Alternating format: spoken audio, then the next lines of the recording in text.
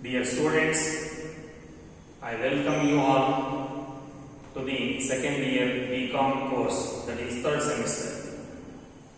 In this semester, I teach you the subject Law and Practice of Income Tax 1. In the next semester, that is your fourth semester, you are studying the second part of the same subject called Law and Practice of Income Tax 2. See, before going to discuss the subject Law and Practice of Income Tax 1, let us have some basic knowledge of important aspects related to the subject. Basically, the question is, what is a tax? See, a tax is a compulsory monetary payment or contribution to the state revenue assessed and imposed by a government on the taxpayer. See, as the citizens of a nation, everyone has to contribute to the state revenue so that the government can look after the welfare of the nation.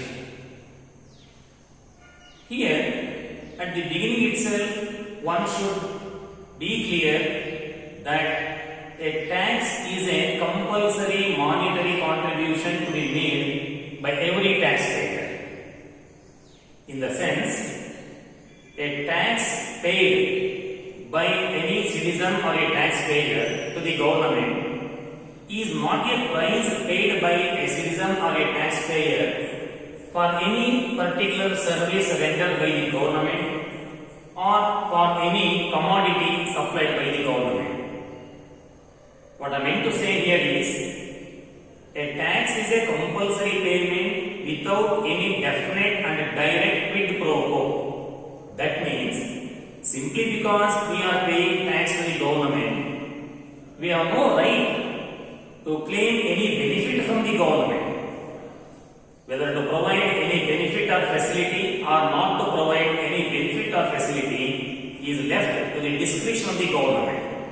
That is why it is stated, tax is a compulsory payment or contribution to be made by every taxpayer to the state's revenue. Now the question is, how income tax has come into force in India. If we look at the history of the income tax in brief, we come to know that income tax was levied in India for the first time in the year 1860 by a British officer called Sir James Wilson. Income tax was levied in the year 1860 for the purpose of recovering the loss sustained by British rulers because of the soldiers' mutiny in the year 1857. In the beginning, income tax was levied as a temporary measure just to recover the losses incurred due to soldiers' mutiny of 1857. But what was introduced as a temporary measure became a permanent feature of the Indian economy with the passing of the first Income Tax Act 1860. See, this Act of 1860 remained in force till 1885 with certain amendments from time to time. And in the year 1886, new Income Tax Act came into force. That means, Income Tax Act of 1860 was withdrawn and Income Tax Act of 1886 was introduced. So, this Act of 1886 also did not remain static. So, it went a number of amendments from time to time till 1917. And in the year 1918, a new act called Income Tax Act 1918 was introduced. And Income Tax Act 1886 was withdrawn. And the Act of 1980 also did not remain constant or static. In the year 1922, a new Income Tax Act was passed and Income Tax Act 1918 was withdrawn. And the Act of 1922 remained in force till the assessment year 1961-62 with various amendments and re-amendments from time to time.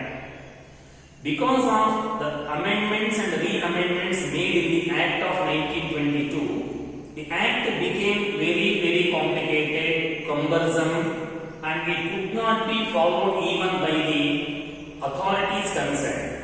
Such a complexity has arisen in the Act. That is why the matter was referred to Law Commission in the year 1956 by the Government of India, and Government of India requested the Law Commission to come out with the suggestions as to how the law can be simplified and how to avoid the people by evading the tax. In the meantime, a committee called Direct Taxes Administration Committee was also appointed by the government to look after in this matter. So the reports given by the Direct Taxes Administration Committee and the Law Commission, these two reports have formed basis for the formulation of the current Income Tax Act, that is Indian Income Tax Act 1961. So currently we have Income Tax Act 1961 in India, and this act is applicable throughout India, which came into force from 1st day of 1962, 1st April 1962. Now, as students of taxation, what we have to study in this semester?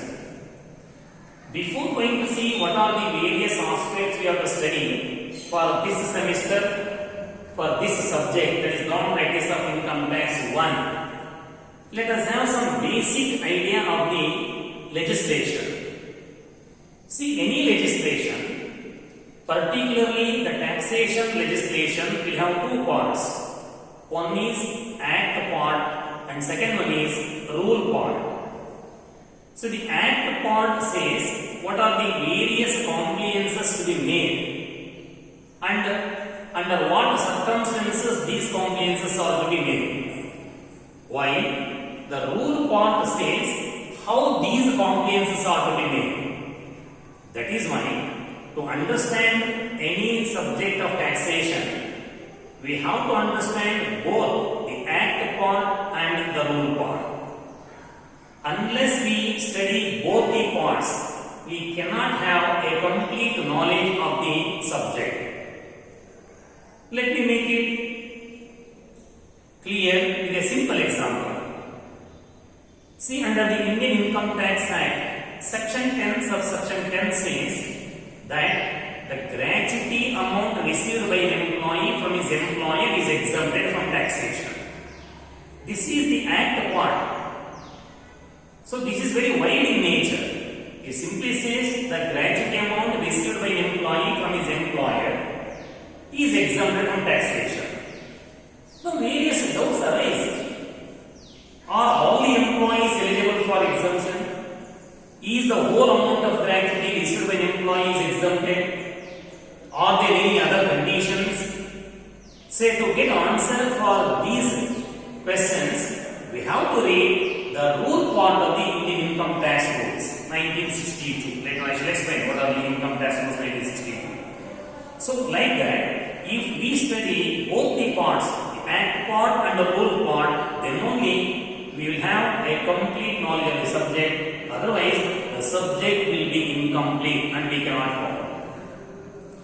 In the beginning itself, I would like to bring to your notice that to understand any subject of legislation, one should have a reasonable command, at least a reasonable command over the language. So if we are able to read properly and understand or interpret the provisions properly, then only we can understand the subject completely. That's why a reasonable command over the language is a must to understand any subject of legislation. Please keep it in your mind and try to improve your reading ability and understanding ability as far as English is concerned. See, this subject cannot be taught completely in Kannada. Of course, many of the students are studying Kannada medium. Don't worry, I will explain the provisions of the Indian Income Tax Act both in Kannada and English. I will try my level best to convince the subject to you.